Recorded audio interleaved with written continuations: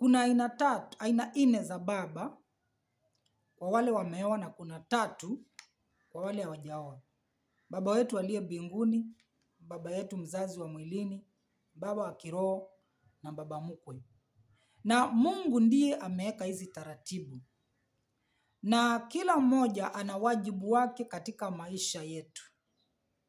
Kuna wajibu wa baba wa mbinguni, wa mwilini, wa kiroho na baba mkwe. Na kuna milango ambayo wana nguvu na mamlaka ya kufungua katika maisha yetu.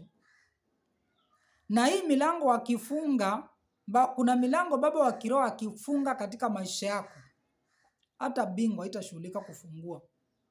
Kuna milango babako mzazi akifunga katika maisha yako, hata bingu haitashughulika kufungua.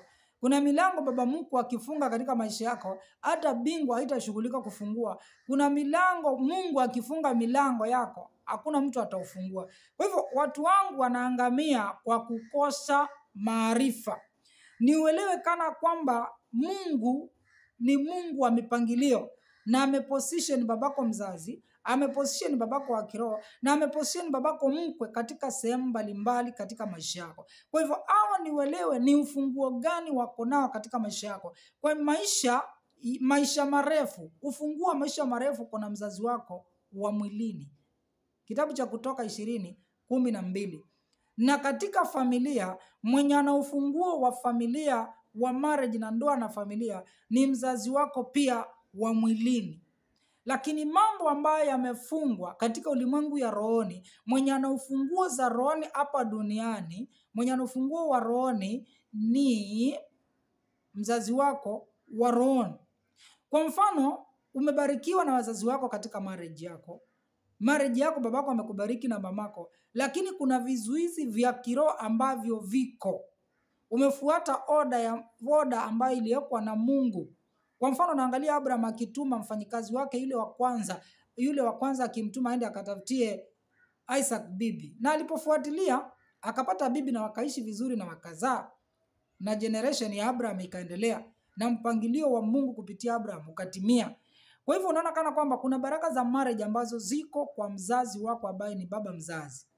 Kwa hivyo tunapaswa kuwa tunajua kana kwamba wakati unataka kuoa na kuolewa, ni vizuri usikize kwa makini, usikize kwa undani huyu baba anasema nini. Na katika baba mkwe pia mahali unaoa ama unaolewa, ni vizuri sana pia muwe mmekubaliana na baba mkwe. Tumekubaliana mimi nimechukua msichana wako, tumekubaliana mimi nimeolewa hapa kwako, wewe ni babangu.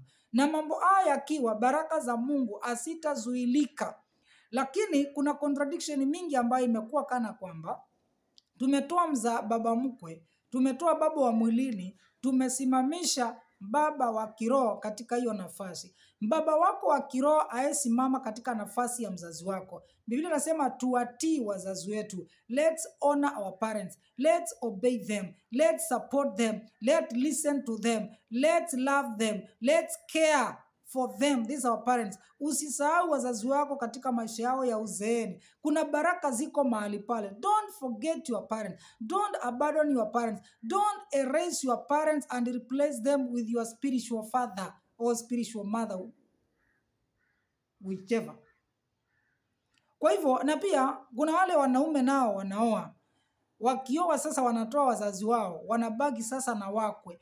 Baba mkwe na mama mkwe ayesimama katika nafasi ya babako mzazi. Wacha babako mzazi yabaki babako mzazi, baba mkwe yabaki baba mkwe, na baba mchungaji yabaki baba mchungaji. Na utaona maisha yako yatakuwa na baraka, na utaona utaishi maisha marefu, utaona utaishi maisha ya ushindi, utaona utaishi katika ndoa ambayo iko na breakthrough, hata kama kutakuwa na changamoto simama. Kwa hivyo position ambayo umepea babako wa kiroho, babako wa kiroho ni wa kiroho, baba mzazi ni wa mwilini, baba mkwe amekupa bibi ama amekupa bwana. Kwa hivyo tutakapojua kubalance mambo hapa duniani, vitu vitaanza kuwa na wepesi. Huenda havitakuwa rahisi, lakini vitakuwa na wepesi. Kwa hivyo rudia babako mzazi kwa baraka zako za ndoa. Wewe ambaye ulichukia babako ukaambiwa ni mchawi.